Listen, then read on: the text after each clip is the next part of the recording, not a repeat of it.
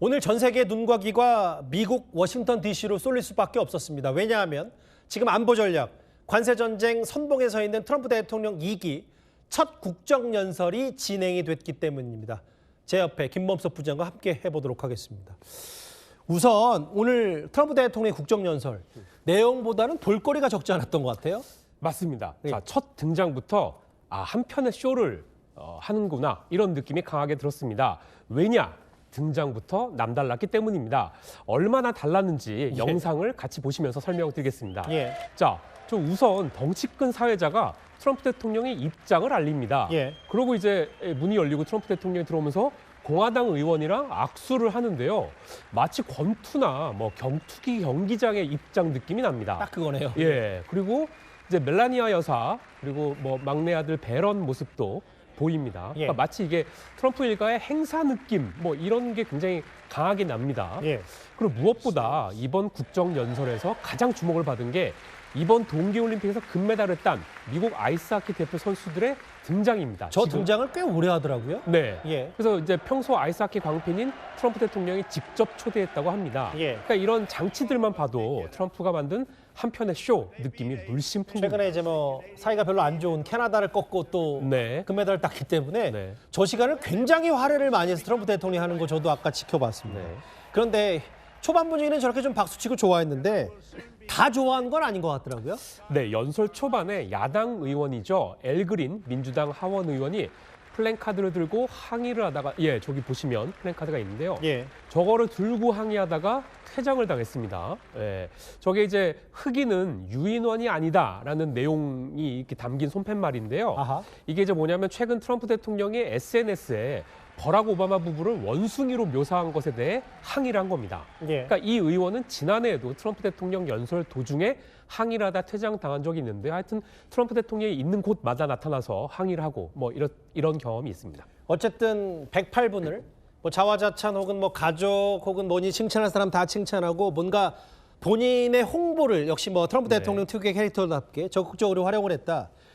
근데 이제 내용 중에는 뭐가 있습니까? 포인트 잡을게요. 자, 연설의 시작은 경제 성과에 대한 자화자찬이었습니다. 예.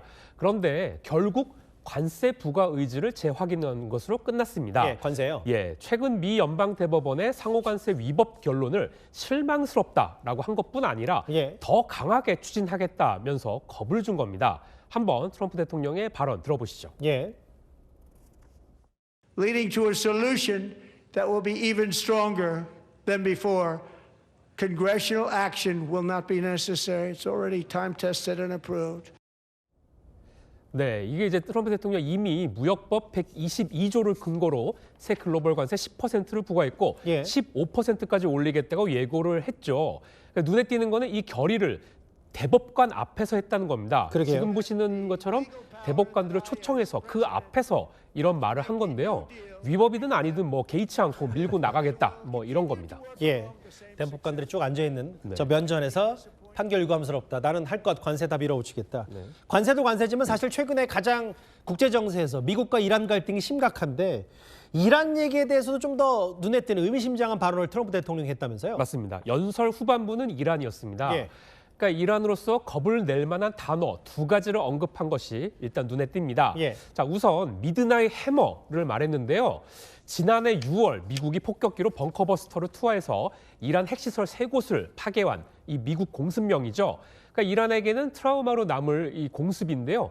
이를 떠올릴 만한 상황이 지금이다라는 식으로 압박을 한 거죠. 예. 또 미국은 세계에서 가장 강한 군대를 가졌다면서 힘을 통한 평화라는 말까지 했습니다. 그러니까 그 자체로 군사 압박 가능성을 드러냈다는 평가가 나옵니다. 예. 그러면서 뭐라고 했는지 한번 또 들어보시죠.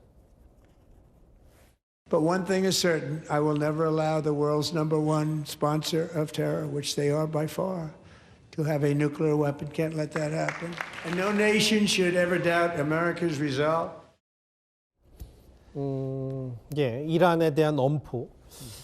근데 이제 중요한 우리한테는 좀 제일 좀 귀에 들을 만한 한미동맹, 뭐 관세, 북한 이런 얘기는 일체 안 한 겁니까? 트럼프 대통령이? 네, 맞습니다. 자, 오늘 총 연설 시간이 108분이었는데요. 예. 미국 대통령 국정연설로는 역대로 가장 길었습니다. 예. 그런데 말씀하신 대로 한미동맹이나 북한, 중국 얘기는 없었습니다. 그러니까 8년 전을 돌이켜보면요. 2018년 집권 1기 때는 북한 핵무기가 위협한다면서 대북 견제 메시지를 낸 바 있죠.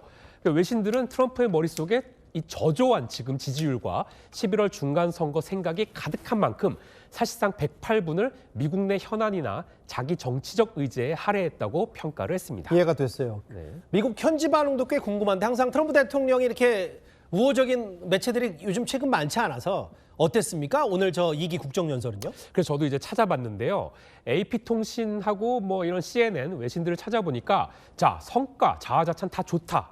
그런데 사실이 아닌 주장을 펼친 것들이 적지 않다라고 지적을 했습니다. 아, 대통령이 팩트를 틀리게 얘기했다? 그렇습니다. 예. 그래서 팩트 체크를 했는데요. 우선 전임 예. 조 바이든 행정부가 역사상 최악의 인플레이션을 남겼다라고 주장을 했는데 따져보니까 트럼프 2기 출범 직후 그러니까 작년이죠. 물가 상승률이 더 높은 것으로 나타났습니다. 예. 그리고 또 하나 있는데요. 주식시장에 대해서는 현재 온갖 신기록을 세우고 있다. 이러고 자화자찬했는데 실제 지난해 S&P 500 지수보다 바이든 정부인 첫 해인 2021년 훨씬 더 높게 나타난 것으로 나타났습니다. 저 미국 주식 신기록이다라는 건 우리 서학개미들도 딱 봐도 트럼프 대통령이 팩트 틀리게 얘기한 거 바로 알았을 네. 텐데.